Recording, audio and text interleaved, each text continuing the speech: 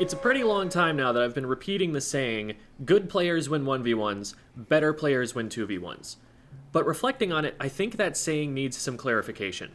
Some aspects of it aren't as readily apparent as I'd like them to be, and this was highlighted in a recent conversation I had where someone talked about wanting to prove themselves as an individual. I think this is a really common motivation for players of all sorts of games, to want to be recognized as one of the greats or a standout on their team, or be acknowledged by someone they respect. We want to be the LeBron Jameses and Michael Jordans, the Roger Federers and the Williams sisters, the Magnus Carlsens, the Mangos and Armadas, the Mellons and Niagaras, because we culturally highlight these kinds of highly dominant players. If we're going to be a super fan of a team, we're going to know all the individual members as people, not just know how the team works in game. Imagine someone claiming to be a BTS fan who doesn't know the names of the members, nor have an opinion about each of their unique personalities. It's easier for us as people to connect to individuals than it is to connect to organizations. But there's a problem with thinking about just the contributions of individual players, especially when it comes to setting aspirational goals for yourself. In a team game, being good at the game means relying on your teammates. That doesn't mean an individual can't make an outsized contribution that the team can play around, but failing to rely on teammates isn't some sort of lone wolf sigma male independence. It's a huge exploitable weakness. There's a reason top players won't play with someone who can't use voice chat. No matter how good that player's mechanics are, it can't possibly be enough to make up for the loss in coordination that you're going to have from not having that extra voice on the mic. Let's do a thought experiment to illustrate this. You're a player with aimbot levels of aiming skill. You have no teammates, and you're surrounded at point-blank range by 4 human players. Can you win this 1v4? That depends on a few things, so let's isolate some variables. Let's say there's no cover, no elevation change, and nobody is going to move at all. This is literally an unwinnable situation against most competitive players. It doesn't matter that you can aimbot, because there isn't a weapon in the video game with fast enough damage per second to splat 4 players in this scenario before they get splatted themselves. Take Magnus Carlsen, best chess player of all time, or even go a step further, take Stockfish, the strongest computer chess engine of all time, the program someone would use to cheat against and beat Magnus Carlsen if they wanted to. You're probably not going to beat them, but if you put them in a situation where you have a guaranteed checkmate in 2 moves, there's nothing that they can do. Skilled as they may be, they still agreed to be limited by the rules of the game. If you put them into an unwinnable situation, the only way out is for them to change the rules of the game. If you allow this aimbot player to move around outside of aiming, now this 1v4 becomes a lot more challenging for the human players, but the 1v4 firing squad still probably has a pretty good chance of winning this at least most of the time. It's when the aimbot starts being able to use cover that now the human players are in a lot of trouble.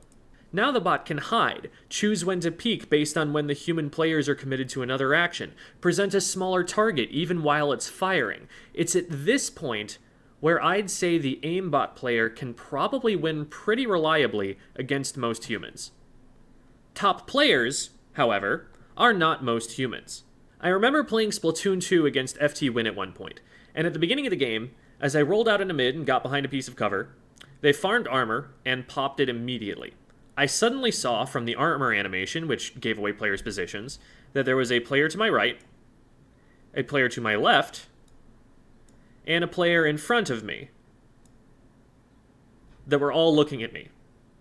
A bomb was thrown behind me to one side, so I couldn't run back that way, and my feet were being pre-fired behind me to the other side, so I couldn't run that way either. I tried fighting the player on the right, but all I could do was hit their armor off before they and the player attacking me from the front hit me at the same time. They basically created that same situation of the aimbot being surrounded, where I couldn't do enough damage to splat any one of them.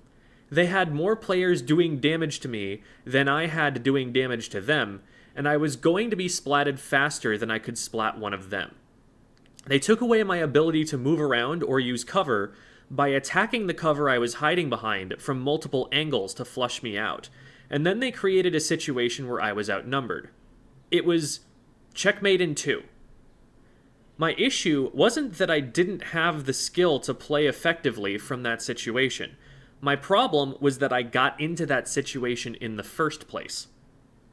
You could say that, well, okay, maybe the position you chose wasn't a strong one, but if I'm never going to grant myself teammates to work with, that sort of rushdown can cut off the options I have just about anywhere on the map. I am limited by my ability to only do damage to one player at a time, limited by needing to choose between painting for my own movement and firing shots at opponents, limited by the fact that the other team has multiple weapons that can all do the same damage at the same time, while I only have one to work with. When you look at how a really strong player takes on multiple players at once, you'll realize that most of the time they do it either isolating those multiple players so they can fight them one at a time, or finding the opponents while they're right on top of each other and using an attack that's capable of hitting both of them at once. They do the most they can to turn 1v2s into 1v1s.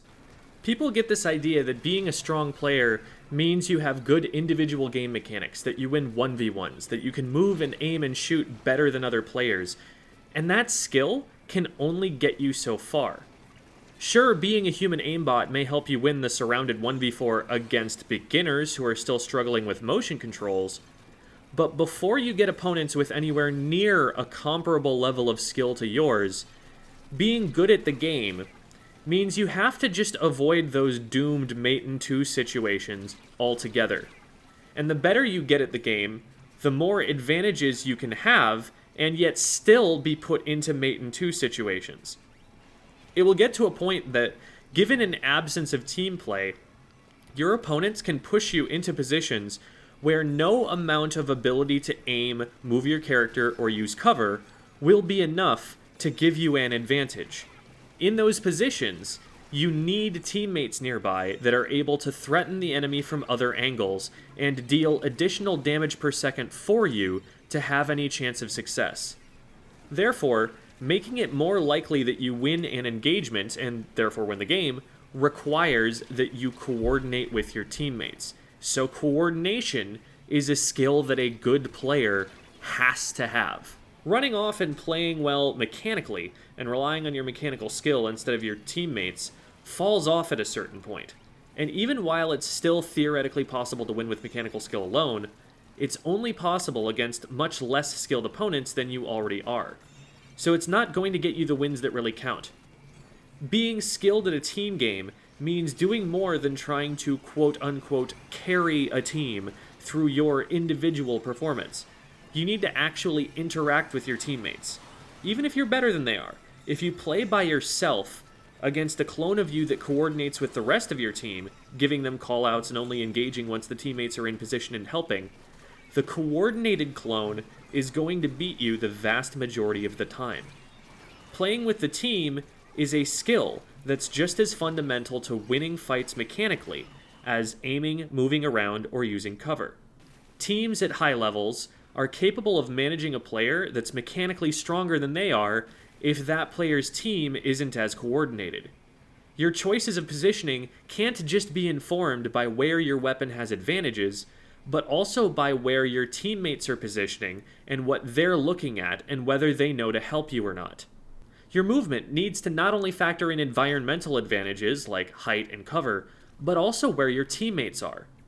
The choice of whether to rely on your aim or not shouldn't just be based on how confident you are, but also on whether you even need to be the one landing the shots on the opposing player yourself.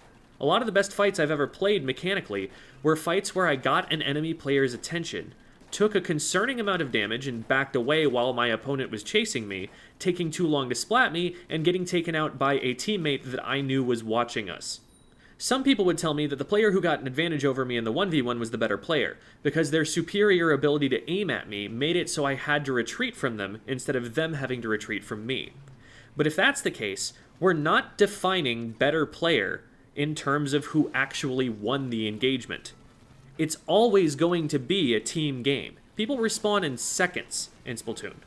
There are very few situations that end up actually being decided by 1v1s. And so my ability to create successful 2v1s is actually worth more to my team in the long run than that player's ability to win 1v1s. Good players win 1v1s, better players win 2v1s. If you're looking for advice on how to position around your teammates and gain advantages through coordination, I already have a video out about that, which breaks down the fundamentals and then uses a top team as a really good example. I think it's very in-depth and helpful, and I end up recommending it to most of the teams that I do VOD reviews for, but the algorithm wasn't particularly kind to it. It did worse than most videos on the channel. So I've been trying to plug it lately to get the information out there to more teams, because this is the sort of thing that'll really get you up to that capable of winning low ink skill level that so many teams are striving for. If you skipped it the first time around and you're trying to get better at either coordinated play or even solo queue, definitely would encourage you to give it another look. Happy middle of Pride Month. Trans rights are human rights. Stay safe out there, but also make sure we make the world safer than it currently is for everyone else. Have a good one, gamers.